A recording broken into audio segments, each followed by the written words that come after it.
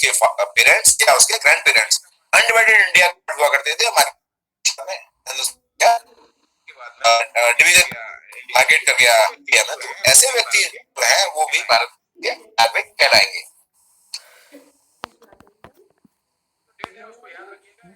वो जो डेट याद रखिएगा, एंट्री टू इंडिया बिफोर 1948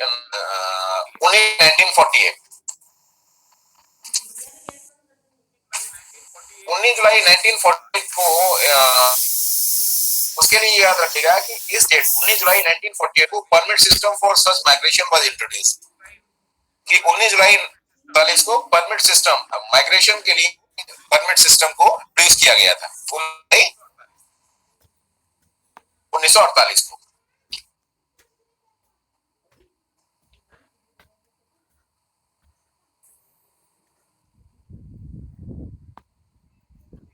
इसके बाद में यह है कि उस अपने आप करने के बाद में भारत को रजिस्टर कराया, ऐसे भी भारत के नाम रहेंगे। नेक्स्ट पॉइंट है कि person who migrated from India 1940। दूसरा पॉइंट हमने है कि 1947 के बाद वो पाकिस्तान के माइग्रेट कर गया, लेकिन वापस भारत आ गया रेसलमेंट के लिए, वो भी भारत का सकता था, लेकिन उसको एप्लीकेशन रजिस्ट्रेशन सिटीजनशिप की करने के लिए 6 मंथ्स से वो भारत में रह रहा हो, उस एप्लीकेशन के 6 महीने पहले से। ऐसे लोग भारत के नागरिक बन गए। A person whose parents born in undivided India या उसके पेरेंट्स या उसके ग्रैंडपेरेंट्स अनडिवाइडेड इंडिया में पैदा हुए, वो इज ऑर्डिनरी इंडिया, लेकिन बाहर रह रहा है, दूसरे कंट्री में रहता है, shall become an Indian citizen. He has registered as a citizen कि भारत के अपने आप कहाँ पर डिप्लोमेटिक है उसका before announcement of the constitution, चाहे वो गवर्नमेंट के बाद 26 जनवरी 1950 के बाद ये जो चीज इंडिया कवर कर इंडियन सिटीजन्स पे कवर करते हैं। तो आपने यहाँ पे है जो इसको ये है कि पर्सन्स इंडिया है मिसाइलेंट भारत में पर्सन माइग्रेटेड फ्रॉम पाकिस्तान, ऐसे लोग भारत को पाकिस्तान को माइग्रेट कर यहाँ पे जो व्यक्ति ओरिजिन बाहर रह रहे हैं इंडियन सिटीजन के लिए हैं कर सकते थे। अब इसमें एक आ गया कौन व्यक्ति भारत की सिटीजन एक्वायर नहीं कर सकता है या भारत का नागरिक नहीं पाए, कि no citizen of India or to be a citizen of if he has voluntarily acquired the citizens of any foreign state। किसी भी हम ये लिख सकते हैं पॉइंट इसके ऐसे व्यक्ति हैं भारत की सिटीजन कि ऐसे अपनी स्वेच्छा की नागरिक होंगे या नहीं माने जाएंगे जिन्होंने इच्छा से नागरिकता ग्रहण कर लिया है। Every person who is deemed to be citizen here law made by parliament, कि ऐसे व्यक्ति जो कि भारत के नागरिक हैं या भारत के नागरिक माने जाते हैं वो भारत के नागरिक बने रहेंगे यदि उन ऐसे लोगों के विरुद्ध पार्लियामेंट के द्वारा संसद के द्वारा कोई कानून नहीं बना दिया गया।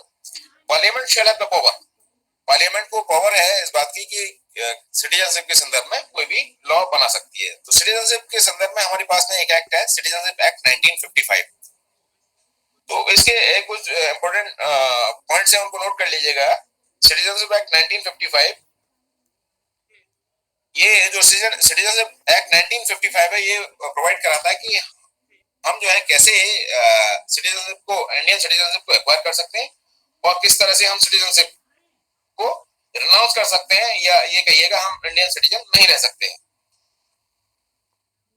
Citizenship act 1950 also provides Commonwealth citizenship, Commonwealth citizenship को भी प्रोवाइड करता है, लेकिन इस प्रोविजन को सिटीजनशिप एक्ट अमेंडमेंट एक्ट 2003 से रिपील कर दिया गया। कॉमनवेल्थ सिटीजनशिप जो हुआ करती थी, the concept of Commonwealth citizenship has been repealed by citizenship amendment act 2003 के द्वारा उसे रिपील कर दिया गया। अब हमको देखना है कि सिटीजनशिप को कैसे हम एक्वायर कर सकते हैं, भारत की नागरिकता हम कैसे कैसे ले सकते हैं। इसके 5 तरीके हैं। पहला तरीका है बाय बर्थ, जन्म से हम सिटीजन हैं इंडिया के। दूसरा है डिसेंट, तीसरा है रजिस्ट्रेशन, चौथा है नेचुरलाइजेशन, और पांचवा है by incorporation of the territory.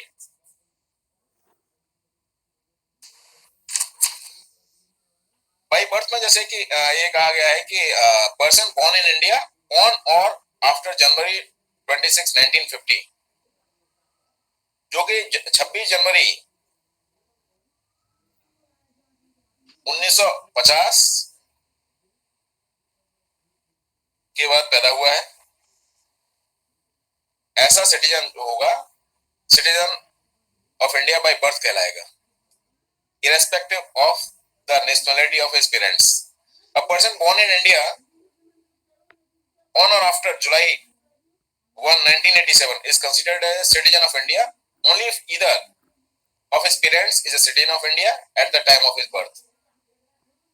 इसके बाद में है नेक्स्ट जो पॉइंट है इसमें कि those persons born in India on or after December 3, 2004 are considered citizens of India only if both of their parents are citizens of India or one of whose parents is a citizen of India, कि उसके दोनों parents या तो India के नागरिक हैं, 3 दिसंबर 2004 का बता रखा है इसमें, and other is an illegal migrant, कि वो दोनों में से माता पिता में से कोई भी एक भारत का नागरिक है, and other is not illegal migrant, और जो उन दोनों में से कोई भी मतलब उसकी माता या पिता इलीगल माइग्रेंट नहीं है, इलीगली माइग्रेंट होके हिंदुस्तान में नहीं आए। इसके बाद में इसमें पॉइंट है कि जैसे सपोज कि कहने लगे कि किसी भी डिप्लोमेट का बच्चा है, डिप्लोमेट इंडिया में हाई कमीशन में या एम्बेसी में पोस्टेड है, बच्चा यहाँ हुआ, तो ये थोड़ा प्रिज्यूम किया जाएगा कि अगर वो हिंदुस्तान में रह रहा है और यही पैदा हुआ है, तो ऐसे बच्चे को इंडियन सिटीजन नहीं माना जाएगा। The children of foreign diplomats posted in India enemy aliens, और या एनिमी एलियंस हैं, can not acquire Indian citizenship by birth, या फिर वो है सॉरी एनिमी एलियन है, एनिमी नॉन सिटीजन है, तो उसके बच्चे भी बाय बर्थ जो है सिटीजनशिप एक्वायर नहीं कर सकते। दूसरा है डिसेंट, डिसेंट से तात्पर्य है यहाँ पे कि person born outside India on और आफ्टर जनवरी 26, 1950, ऐसा व्यक्ति जो कि भारत के बाहर पैदा हुआ है 26 जनवरी 1950 या उसके बाद में, लेकिन 10 दिसंबर 1992 से पहले is a citizen of India by decent if his father was a citizen of India. 10 दिसंबर 1992 से पहले पैदा हुआ है, और ऐसे व्यक्ति का जो फादर था वो सिटीजन ऑफ इंडिया था at the time of his birth, उसके बर्थ के टाइम पर, तो उसे कहा जाएगा सिटीजनशिप बाय डिसेंट कहा जाएगा, डिसेंट, DESCENT, डिसेंट। नेक्स्ट है पॉइंट इसमें कि December 3, 2004 onwards a person born outside India shall not be citizen of India by descent, कि ऐसा कोई व्यक्ति जो कि 3 दिसंबर 2004 के बाद में भारत के बाहर पैदा हुआ है, ऐसा व्यक्ति भारत का नागरिक नहीं होगा, लेकिन इसका एक सब्जेक्ट टू द कंडीशन ये है, अनलेस प्रोविजो दे रखा है his birth is registered eight an Indian consulate, लेकिन उसके बर्थ के 1 साल के अंदर अंदर इंडियन कंसुलेट में उसको रजिस्टर करा दिया गया। जैसे सपोज कीजिएगा कोई कपल है, रह रहा है भारत के बाहर रह रहा है, और कपल का बच्चा पैदा होता है भारत के बाहर 3 दिसंबर 2004 के बाद की बात कर रहा हूं मैं, तो उसमें उस कपल कपल को इंडियन कॉन्सुलेट में अपने बच्चे का रजिस्ट्रेशन कराना पड़ेगा उसके 1 ईयर के अंदर अंदर। तब ऐसा जो बच्चा होगा वो इंडियन सिटीजनशिप उसको मिल जाएगी बाय डिसेंट। नेक्स्ट है minor who is citizen of India by virtue of descent and is a citizen of any other country shall cease to be a citizen of India if he does not renounce the citizenship or nationality of another country within 6 months of his attaining full age।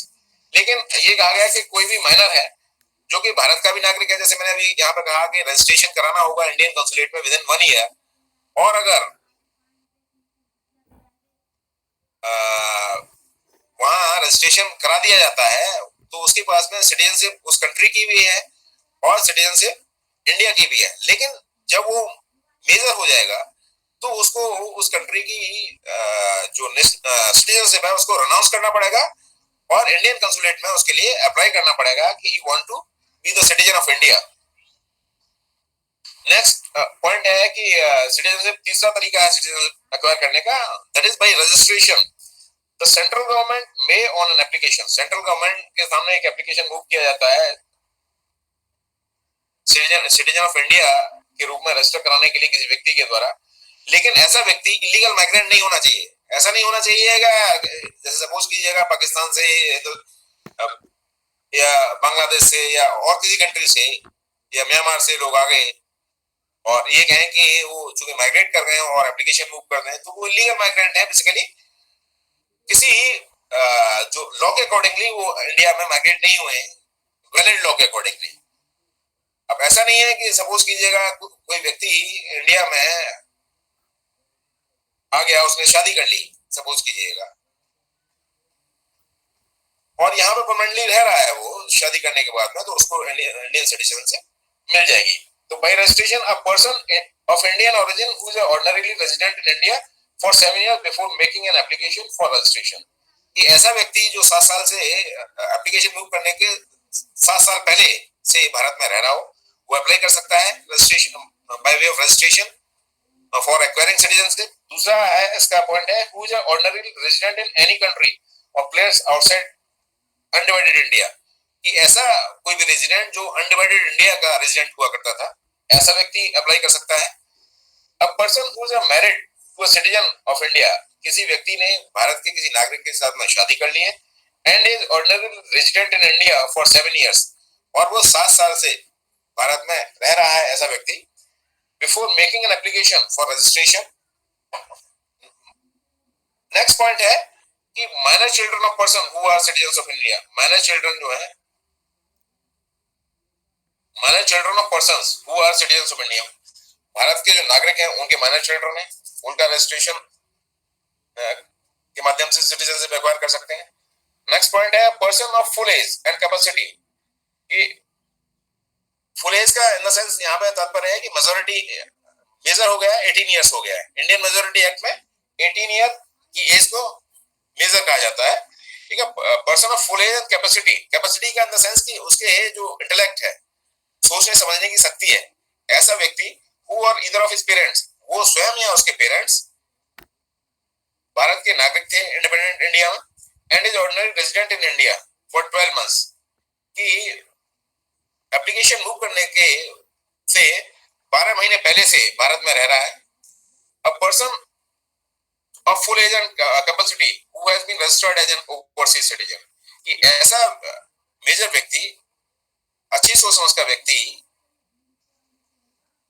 Registered है overseas citizen के रूप में, overseas citizen of India card holder for 5 years, 5 years से वो overseas citizen of India card holder है 5 साल से, ऐसा व्यक्ति, और जो कि and who is ordinary resident in India for 12 months before making an application, और ऐसा व्यक्ति एप्लीकेशन मूव करने से 12 महीने पहले से भारत में रह रहा है, ऐसा व्यक्ति अप्लाई कर सकता है मेंबरशिप के लिए।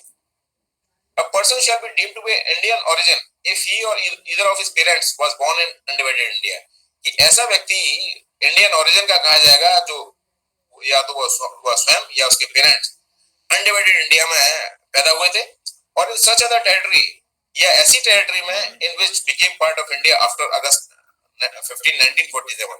ये अगस्त 15 अगस्त 1947 के बाद में वो टेरिटरी जो है इंडिया में शामिल हो गई है। तो ऐसे व्यक्ति जो है Indian by registration Indian citizenship acquire कर सकते हैं। नेक्स्ट पॉइंट है नेचुरलाइजेशन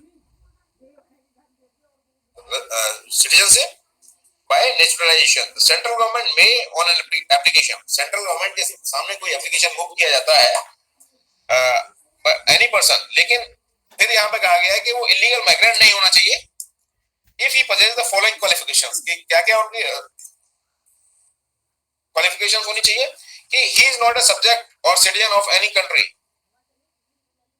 कि वो ऐसे कंट्री का सिटीजन नहीं होना चाहिए where citizen of India are prevented from becoming subjects or citizens of that country by naturalization, कि जहां पर भारत के लोगों को नेचुरलाइजेशन से वहां का उस कंट्री का नागरिक नहीं बनाया जा सकता है। ऐसे कंट्री के लोग जो है नेचुरलाइजेशन से इंडियन सिटीजन हो सकते हैं जिन कंट्रीज में वो रह रहे हैं, वहां पे भी उनको भी वहां की सिटीजनशिप मिल सकती है नेचुरलाइजेशन से। दूसरा इसमें पॉइंट है if he is a citizen of any country, कि किसी भी कंट्री का वो नागरिक है, he undertakes to renounce the citizenship of that country in the event of application of Indian citizen being accepted।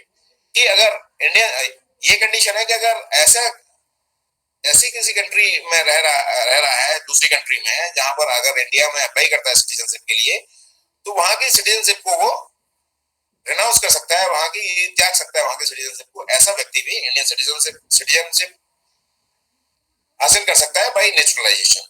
तीसरा पॉइंट है इसमें कि that he either resided in India, कि वो भारत में रहता है, या फिर been in the service of government of India, यह भारत सरकार की सेवा में है, और partly one and partly the other throughout the period of 12 months immediately preceding the date of application, कि एप्लीकेशन मूव करने से 12 महीने पहले से वो भारत में रह रहा है, गवर्नमेंट ऑफ इंडिया की सर्विस में है। नेक्स्ट पॉइंट है इसमें कि during the 14 years preceding the set period of 12 months, कि जो 12 months है उससे 14 साल पहले तक ही इधर भी रेजिडेड इन इंडिया, कि वो भारत में रह रहा हो, और been in the service of government, या भारत सरकार की सेवा में है, या partly in one and partly in other the periods announcing in the agreement not less than 7 years, कि पार्टली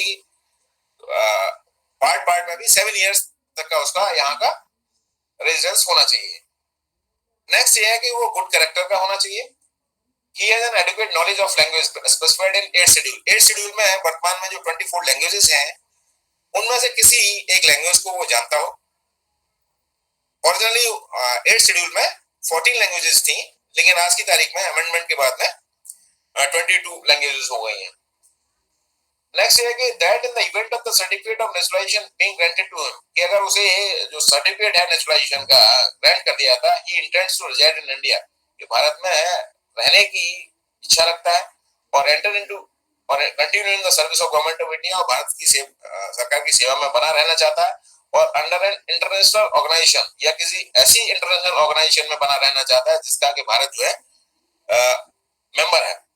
ऐसे लोगों को भी नेचुरलाइजेशन से मेंबरशिप सिटीजनशिप दी जा सकती है।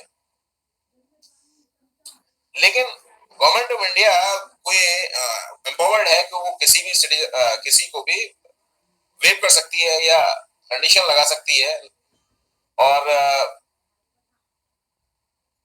इंडियन सिटीजनशिप को वो इंडियन सिटीजनशिप उसकी छीन सकती है।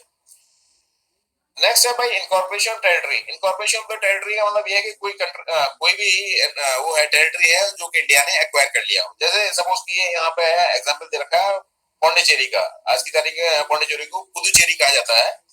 कि if any foreign territory become part of India, कि अगर कोई भी फॉरेन टेरिटरी इंडिया का पार्ट हो जाती है, तब गवर्नमेंट ऑफ इंडिया स्पेसिफाई करेगी कि among the people of that territory to be citizen of India, कि उस टेरिटरी के जो लोग होंगे वो भारत के नागरिक होंगे। जैसे कि Pondicherry became a part of India, the government of India issued the, तो Pondicherry जब पार्ट बना इंडिया का, तो गवर्नमेंट ऑफ इंडिया ने इशू किया एक ऑर्डर, उसे कहा जाता है कि सिटीजनशिप ब्रैकेट में लिखेंगे Pondicherry order 1962, under the citizenship act of 1955। Citizenship bracket में पौंडीचेरी ब्रैकेट बंद ऑर्डर 1962 ब्रैकेट में, उसके बाद में under the citizenship act 1955।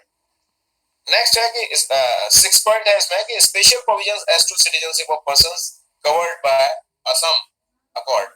Assam accord की बात होती है कि सिटीजनशिप अमेंडमेंट एक्ट 1985 में हुआ।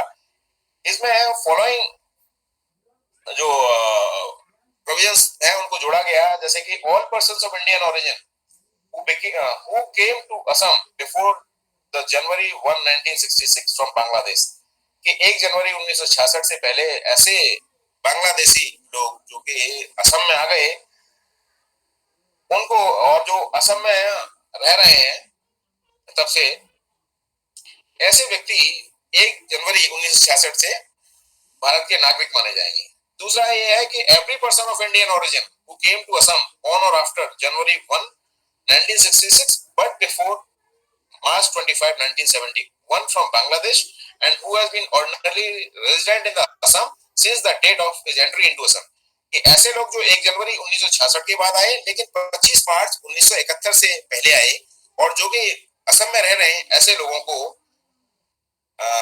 जो कि बांग्लादेश से आए थे, ऐसे लोगों को सिटीजन ऑफ इंडिया माना जाएगा।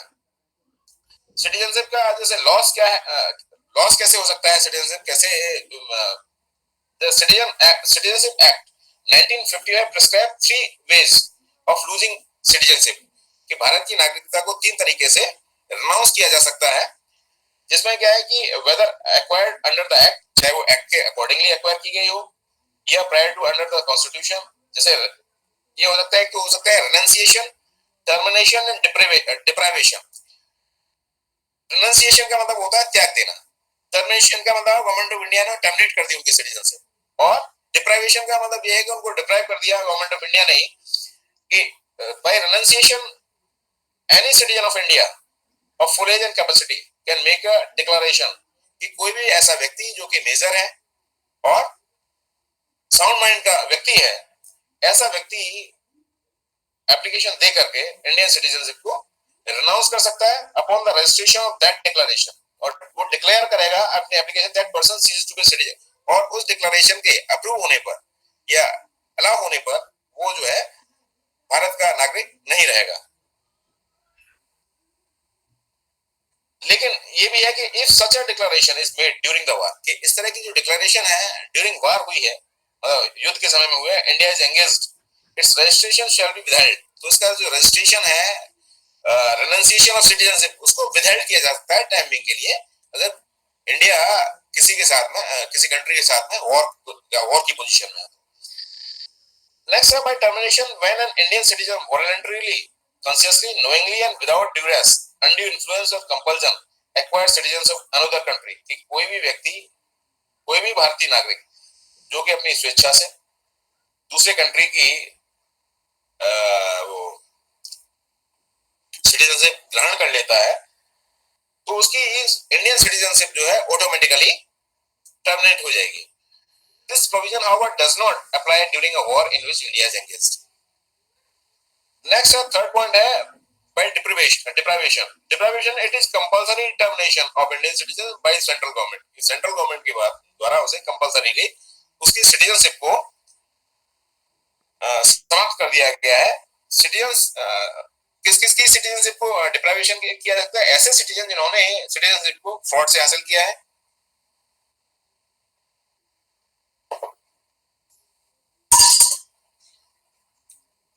या ऐसे सिटीजन जिन्होंने कॉन्स्टिट्यूशन ऑफ इंडिया के लिए डिसलॉयलिटी शो की है। तीसरे कैटेगरी के वो लोग हैं जिन्होंने अनलॉफुली ट्रेड किया है, कम्युनिकेट किया है एनिमी के साथ में ड्यूरिंग वॉर। चौथी कंडीशन है कि ऐसे सिटीजन्स जो 5 साल से नेशनलाइजेशन नहीं कराया, with in 5 years after registration of और नेशनलाइजेशन के बाद में, रजिस्ट्रेशन के बाद में, सॉरी विद इन 5 years, कि या तो रजिस्ट्रेशन के बाद में या नेशनलाइजेशन के बाद में 5 वर्ष के अंदर अंदर ऐसे लोगों को किसी कंट्री में इम्प्रिजनमेंट हो गया है 2 years तक का, या ऐसे सिटीजन्स जो कि ऑर्डिनरीली रेजिडेंट हैं भारत के बाहर के और 7 साल से अधिक समय से कंटिन्यूअसली उस कंट्री में रह रहे हैं। बाकी ये 7 साल के अधिक समय में ये भी है, कहा गया है जैसे रोहिंग्या मुसलमान आए सर उसमें जैसा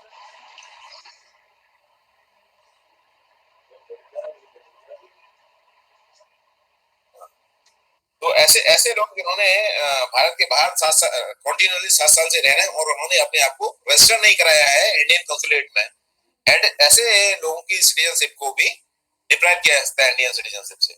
अब बात होती है सिंगल सिटीजनशिप की, जैसे कि हमारे यहाँ केवल सिंगल सिटीजनशिप है कि सिटीजन ऑफ इंडिया, लेकिन यूएसए में है, स्विट्जरलैंड में क्या है, वहां पे ड्यूअल सिटीजनशिप है कि फेडरल लेवल पे, यूनियन लेवल पे सिटीजनशिप है और जिस स्टेट में रह रहे हैं वो उस स्टेट की भी सिटीजनशिप उनको मिली हुई है।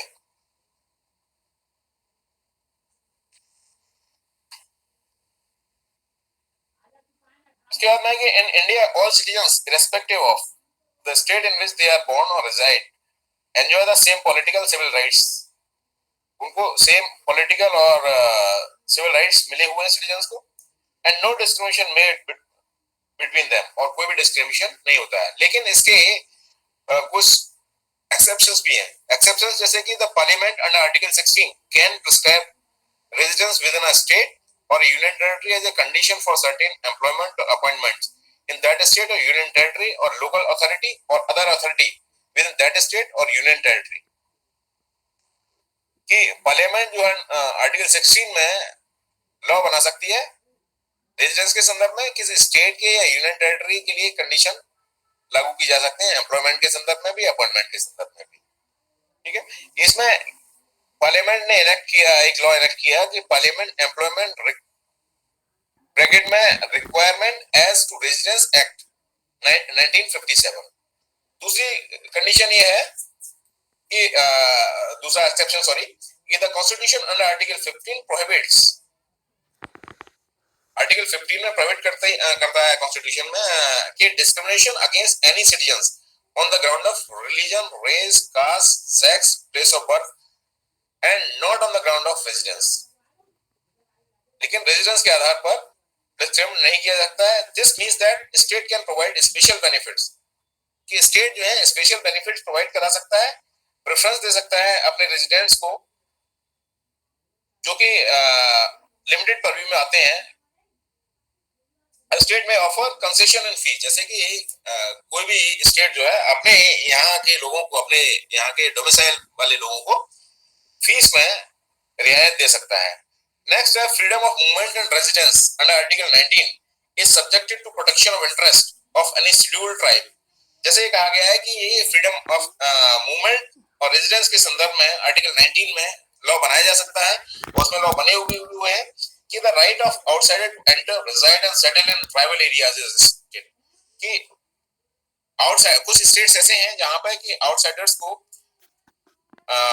रिजाइड करने के लिए, सेटल करने के लिए रिस्ट्रिक्ट किया गया है, और एंटर करने के लिए भी कहा गया है कि एंटर भी नहीं कर सकते हैं, क्योंकि वो बेसिकली उनकी जो उस ट्राइब्स की कल्चरल और लैंग्वेज से रिलेटेड लिंग्विस्टिक जो राइट्स हैं उनको प्रोटेक्ट करने के लिए ऐसा किया गया है, to safeguard their traditional vocation and property against exploitation. 2019 से पहले state of Jammu and Kashmir में भी बेसिकली क्या था कि वहां भी रिस्ट्रिक्शंस थे, लेकिन 2019 में के बाद में जो ऑर्डर आया, वो ऑर्डर कहा जाता है उसे कि द कॉन्स्टिट्यूशन ब्रैकेट में application to Jammu and Kashmir, the constitution bracket में application to Jammu and Kashmir bracket बंद ऑर्डर 1954। लेकिन 2019 ये पहले इससे डील होते थे, जेएंडके को डील किया जाता था इस ऑर्डर से, लेकिन 2019 में दूसरा ऑर्डर आएगा, प्रेसिडेंशियल ऑर्डर आया, इसको कहा जाता है द कॉन्स्टिट्यूशन ब्रैकेट में application to Jammu and Kashmir bracket बंद ऑर्डर 2019, और जो 1954 का जो ऑर्डर था उसको सुपरसीड कर दिया 2019 के ऑर्डर ने। अब नेक्स्ट जो ओवरसीज सिटीजनशिप ऑफ इंडिया के बारे में कई बार क्वेश्चन आता है कि ये बेसिकली स्टार्ट हुआ सितंबर 2000 से, प्राइम मिनिस्टर अटल बिहारी वाजपेयी साहब के टाइम से शुरू हुआ, जिसमें Indian diaspora under the chairman of L M Singhvi के में एक हाई लेवल कमेटी का कॉन्स्टिट्यूशन हुआ. A high level committee was constituted under the chairmanship of L.M. Singhvi on Indian diaspora. इस कमेटी ने अपनी रिकमेंडेशन दी. इस रिकमेंडेशन में क्या कहा गया, इसमें अपनी रिपोर्ट में कहा गया कि recommended amendment of the Indian citizenship act. इसने इंडियन सिटीजन एक्ट 1955 को अमेंड करने के लिए रिकमेंड किया, जिसमें कहा गया कि ड्यूअल सिटीजनशिप कुछ लोगों को दी जा सकती है. कौन से लोगों को? Persons of Indian origin belonging to certain specified countries. कुछ कंट्रीज के लोग, ऐसे लोग जिनको के इंडियन सिटीजनशिप ड्यूअल सिटीजनशिप दी जा सकती है. इस सिटीजनशिप अमेंडमेंट 2003 में प्रोविजन आया कि for the acquisition of overseas citizenship of India, के ओवरसीज सिटीजन जो भारत के बाहर के जो लोग थे, जो कि पूर्व में भारत के सिटीजन हुआ कर सकते थे, वो एक्वायर कर सकते हैं overseas citizenship of India. 16 specified countries हैं इसमें, बांग्लादेश और पाकिस्तान को छोड़कर. इसके बाद में सिटीजनशिप अमेंडमेंट एक्ट 2005 में आया, expanded the scope of grant of OCI. OCI कहते हैं overseas citizenship of India. OCI short में बोलते हैं ओवरसीज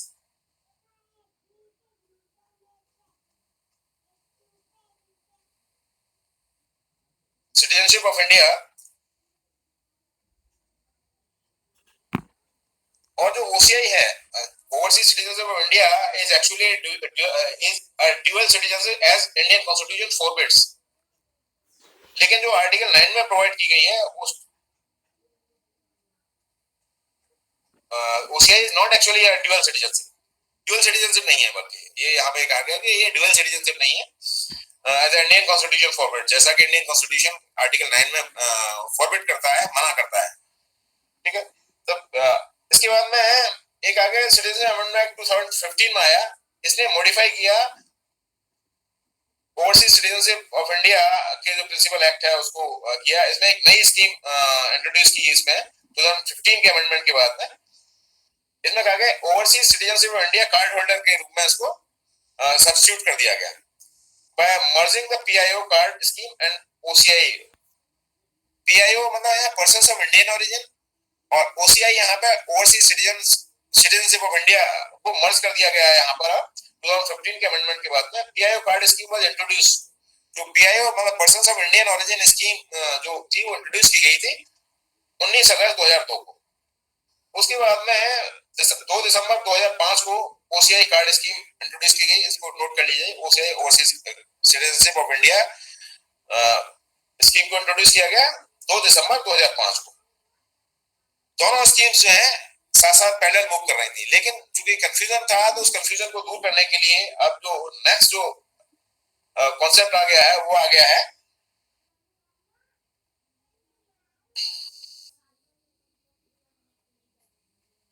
सर 1 दिसंबर 2005 है सर. क्या चीज? सर 1 दिसंबर 2005. 1 दिसंबर ओसीआई कार्ड स्कीम 2 दिसंबर है. 2 दिसंबर हमारे इसमें सर 1 दिसंबर 2005 किस में दे रखा है? एम लक्ष्मीकांत में सर. चेक कर लीजिए एक बार. चेक कर लीजिएगा. चेक कर लीजिए, मैं भी चेक कर लूंगा. सर बुक सामने ही है सर. नहीं ना, अरे बुक सामने है भैया. इसका जो ओरिजिनल एक्ट है ना वो देख लीजिएगा इसका. Okay sir. लक्ष्मीकांत अगर कंफ्यूजन दे रहा है आपको और हमको, तो उसको ये करिएगा कि जो एक्चुअल में जो एक्ट है ना इसका सिटीजन अमेंडमेंट एक्ट 2015, जी सर, इसको देखिएगा. हम भी देखेंगे. सर दो ही दे रखा है सर लक्ष्मीकांत में. मेरे पास भी नया वर्जन है, उसमें 2 ही दे रखा है. कंफ्यूजन खत्म हो जाएगा, कोई दिक्कत नहीं है. वो इसका जो एक्ट है ना सिटीजन अमेंडमेंट एक्ट 2015 देख लीजिएगा. Okay sir. Okay sir. इसके बाद में ये था कि चूंकि ओसीआई और पीआईओ की जो स्कीम्स थी वो पैरेलल मूव कर रही थी, कंफ्यूजन क्रिएट कर रही थी, तो उसके लिए एक सिटीजन अमेंडमेंट एक्ट 2015 को लाया गया.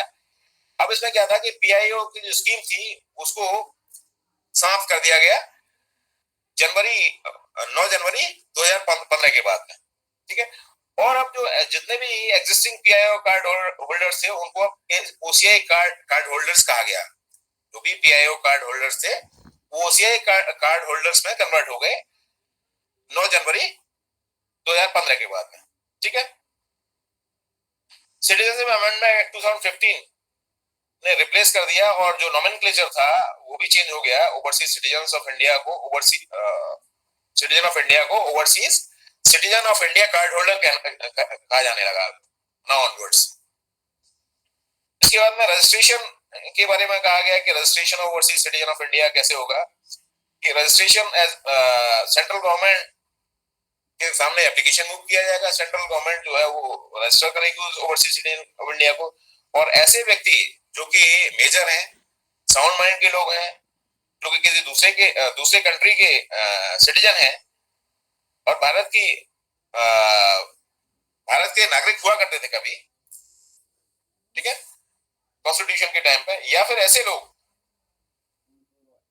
जो सिटीजन है दूसरे कंट्री के लेकिन वो एलिजिबल हैं भारत के नागरिक बनने के लिए, एलिजिबल थे। किस टाइम एलिजिबल थे? एट द कॉन्स्टिट्यूशन जब भारत का संविधान जब प्रारंभ हुआ तब वो एलिजिबल थे। ऐसे लोग जो है ओसीआई कार्ड होल्डर के लिए अप्लाई कर सकते हैं। ऐसे लोग जो कि दूसरी कंट्री को बिलोंग करते हैं लेकिन वो उस टेरिटरी को बिलोंग करते थे जो कि 15 अगस्त 1947 को भारत की टेरिटरी हुआ करती थी, या फिर चाइल्ड है या ग्रैंड चिल्ड्रन है या फिर ग्रैंड चिल्ड्रन है ऐसे किसी नागरिक के, वो ओसीआई के लिए अप्लाई कर सकते हैं। या फिर ऐसे व्यक्ति जो कि माइनर चाइल्ड है, जो कि यहाँ पे बताया ना भी हमने कि दूसरे कंट्री के सिटीजन है लेकिन कमेंसमेंट के टाइम पर वो एलिजिबिलिटी रखते थे, या 15 अगस्त 1947 को वो एलिजिबिलिटी रखते थे, या ग्रैंड चाइल्ड हैं जो कि सिटीजन्स के, ऐसे लोग जो है अप्लाई कर सकते हैं इसके लिए। या spouse of foreign origin of a citizen of India, spouse है foreign origin of a citizen of India, और spouse of foreign origin as an overseas citizen of India card holder के ओवरसीज, या फिर ऐसे लोग जिन्होंने मैरिज की है तो रजिस्टर करा लिया है और जो कि अभी भी एग्जिस्ट कर रही है continuous period of not less then 2 year, कि एप्लीकेशन मूव करने के 2 वर्ष पहले से उनकी जो मैरिज है वो एग्जिस्ट कर रही है। ऐसे लोग जो है ओवरसीज ओसीआई कार्ड होल्डर के लिए अप्लाई कर सकते हैं। दूसरा है conferment of the rights of the citizen of India, कि overseas citizen of India card holder shall be entitled to such rights as the central government में स्पेसिफाई, कि ऐसे वही राइट्स उनको केवल मिल सकते हैं ओसीआई कार्ड होल्डर्स को जिनके बारे में गवर्नमेंट ऑफ इंडिया डिसाइड करती है। जैसे overseas citizen of India card holder shall not be entitled to following rights, कि किन किन राइट्स के लिए एंटाइटल्ड नहीं होगा, कि right to equality of opportunity in matters of public employment, कि पब्लिक एम्प्लॉयमेंट से रिलेटेड मामलों में वो एंटाइटल्ड नहीं होगा ओसीआई कार्ड होल्डर। इलेक्शन नहीं लड़ सकता है प्रेसिडेंट का, वाइस प्रेसिडेंट का नहीं लड़ सकता है, सुप्रीम कोर्ट हाई कोर्ट का जज नहीं हो सकता है, और वोटर नहीं हो सकता है। वो राइट टू वोट उसको नहीं दिया जाएगा। मेंबर ऑफ पार्लियामेंट नहीं हो सकता है, या फिर member of council of states भी नहीं हो सकता है। पब्लिक सर्विसेज की पोस्ट में उसको जो कि यूनियन स्टेट की सर्विसेज है उनमें उसको अपॉइंटमेंट नहीं दिया जाता, लेकिन उसका एक्सेप्शन है।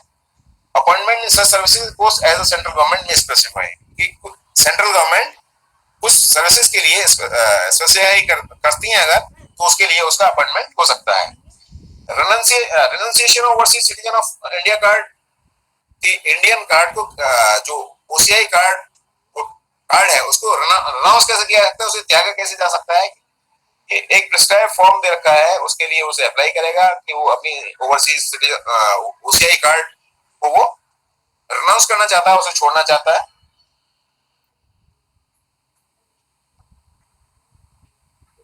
नेक्स्ट है cancellation of registration as overseas citizen of card holder, कि registration as an overseas citizen of India card holder was obtained by means of fraud से लिया है उसने, फॉल्स रिप्रेजेंटेशन से लिया है, a concealment of any material fact, या फिर उसने डिसलॉयल्टी शो की है कॉन्स्टिट्यूशन के प्रति, या फिर ड्यूरिंग वार एनिमी कंट्री को उसने सपोर्ट किया है, या फिर उसने इंडिया जो ओसीआई कार्ड होल्डर बनने के बाद में मतलब 5 साल के अंदर अंदर उसको इम्प्रिजनमेंट हो गया है मोर देन 2 इयर्स किसी कंट्री में, या फिर इंडिया के जो इंटरेस्ट है जैसे सोवरेनिटी है, इंटीग्रिटी ऑफ इंडिया है, सिक्योरिटी ऑफ इंडिया है, फ्रेंडली रिलेशंस है इंडिया के किसी दूसरे कंट्री के साथ में, या जनरल पब्लिक के इंटरेस्ट के अगेंस्ट ऐसा कोई काम करता है, तो ऐसे व्यक्ति की ओसीआई कार्ड को कैंसिल किया जा सकता है। या फिर ऐसा व्यक्ति है जिसके कि the marriage of an overseas citizen of India card holder has been dissolve by competent court, कि उसकी शादी को डिसॉल्व कर दिया गया है किसी कॉम्पिटेंट कोर्ट के द्वारा, and has not been dissolve but during the subsistence marriage has been solemnized marriage with any other person, तो इन बेसिस पर उसकी कैंसिल किया जा सकता है उसकी ओसीआई कार्ड स्कीम को। नेक्स्ट इसमें ये भी कई बार पूछा जा सकता है कि कौन इंडियन सिटीजन हो सकता है कौन नहीं हो सकता है, जैसे कि कुछ केस लॉ है, जैसे कहा गया कंपनी और corporation with citizen under article 19, कि अंडर आर्टिकल 19 में क्या कोई भी कंपनी है या कॉर्पोरेशन है वो सिटीजन हो सकती है, तो इस संदर्भ में ऑनरेबल सुप्रीम कोर्ट ने कहा दैट कंपनी और corporation is not a citizen and can not therefore claim such of the fundamental rights as have been conferred upon citizens। तो ये केस लॉ नोट कर सकते हैं कि state trading corporation versus commercial tax officer, और इसका citation है AIR 1963। AIR 1963 का मतलब होता है ऑल इंडिया रिपोर्टर, जो जनरल है लॉ रिपोर्टर है ये, SC 184। SC का मतलब होता है कि सुप्रीम कोर्ट के द्वारा डिसाइड किया गया, पेज नंबर 184 पर इसका ये साइटेशन है, ये ऑब्जर्वेशन बताया गया है कि इसमें कहा गया सुप्रीम कोर्ट ने कहा कि द कंपनी और corporation is not a citizen of India, कि कंपनी और कॉर्पोरेशन भारत का नागरिक नहीं हो सकती है, और वो उन फंडामेंटल राइट्स को उसको कंफर्म नहीं किए जाते हैं, वो फंडामेंटल राइट्स उसे नहीं दिए जाते हैं जो सिटीजन्स को दिए जाते हैं। नेक्स्ट है केस लॉ कि Tata engineering and locomotive company versus state of Bihar, इसका साइटेशन है ये नोट कर लीजिएगा, Tata engineering and locomotive company versus state of Bihar, इसका साइटेशन है AIR 1965 SC 40। इसमें कहा गया है कि सुप्रीम कोर्ट ने इसमें कहा कि इफ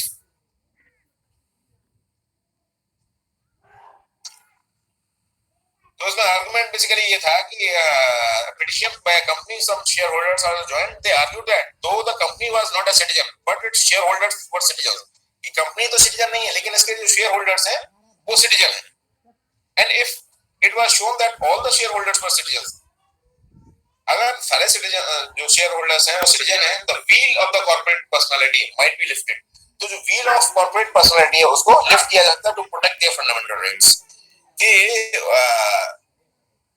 ये कहिएगा कि कंपनी नहीं है लेकिन शेयर होल्डर्स चूंकि जो सिटीजन है तो वो वहां पे है, उनको राइट्स जो है as in capacity of share holder उनको राइट दिए जाते हैं, और फिर यहाँ पे ये कहा जाएगा ये कंपनी लॉ का ये बेसिकली टर्म है यूज किया गया है कि यहाँ पर कि लिफ्टिंग द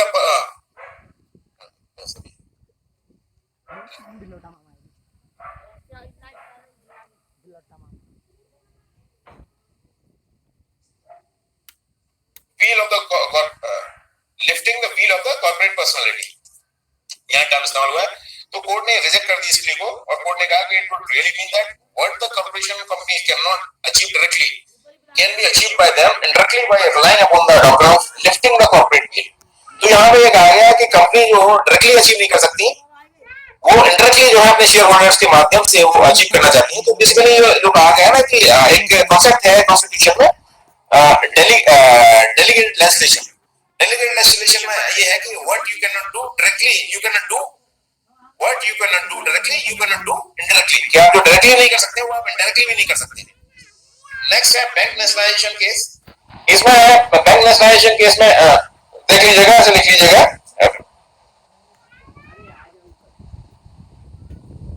इसमें कहा गया कि मेजर एग्जीक्यूटिव और legislative may impair the right of company alone and not of its shareholders. It may impair the right of the shareholders and not of the company. तो उसमें भी ये कहा गया कि कंपनी जो है वो सिटीजन नहीं हो सकती है। इस बेसिस पे है कि शेयर होल्डर सिटीजन है इसलिए कंपनी में शेयर होल्डर होगी, ये नहीं कहा जाता। बैंक नेशनलाइजेशन केस की जो ऑब्जर्वेशन है उसको सुप्रीम कोर्ट ने Bennett Coleman and company versus union of India में फॉलो किया। इस केस को भी लिख लीजिएगा, Bennett BENNET Bennett Coleman COLEMAN Coleman and company versus union of India. इसका साइटेशन है AN 1973 SC 106। इसमें क्वेश्चन था कि the question whether the shareholder, the editor, the printer have the right to freedom under Article 19 of the Constitution। ये जो newspaper के जो editor है या प्रिंटर है, क्या उनको फ्रीडम मिल सकता है अंडर आर्टिकल 19 जैसे सिटीजन को मिलता है? तो बैंक नेशनलाइजेशन केस को उसमें अप्लाई किया गया और ऑनरेबल सुप्रीम कोर्ट ने कहा कि that the protection of article was available to a shareholder, editor, printer, publisher of a newspaper।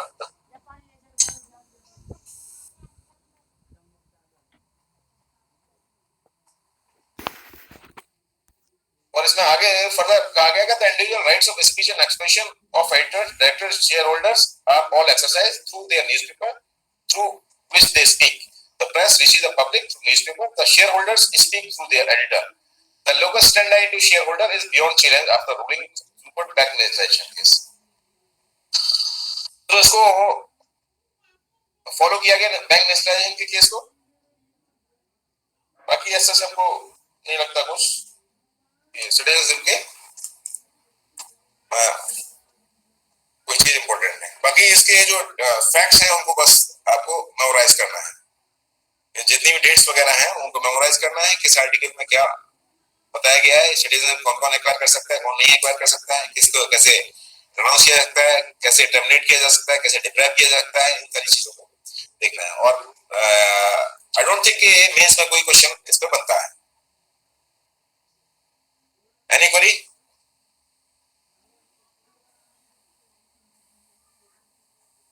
किसी की कोई क्वेरी है?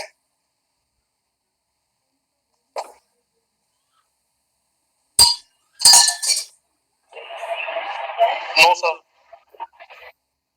No sir. ठीक है, गुड लक। नेक्स्ट क्लास हमारी फिर उसमें होगी next Sunday, next Sunday. Thank you, sir. Thank you sir. Thank you, thank you. Thank you, sir. Thank you sir.